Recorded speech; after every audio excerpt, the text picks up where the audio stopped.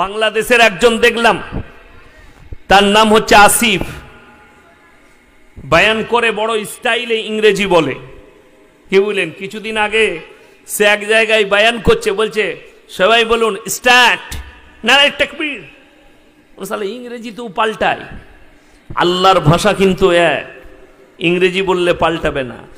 এই ছেলেটাকে দেখলাম, আমি একে কেন ছেলে বললাম, একে যদি আলেম বলি আল্লাহর কাছে আমি দায়ী হয়ে যাব। আলেম তাকে বলা হয় যে ইলম নেবার পরে নেক আমল করে, বদ আমল নয়।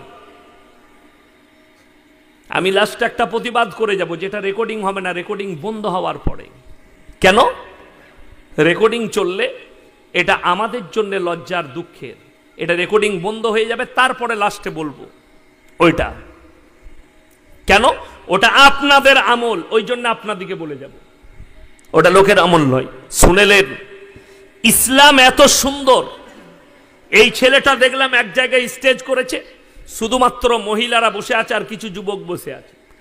এ প্রমোট করছে, যদি তুমি রাস্তায় কোনো মেয়েকে দেখো আর তোমার যদি পছন্দ হয় তো সেটাই তোমার জন্য একদম পারফেক্ট। ইংরেজিতে বলেছে, ওটাই তোমার জন্য পারফেক্ট।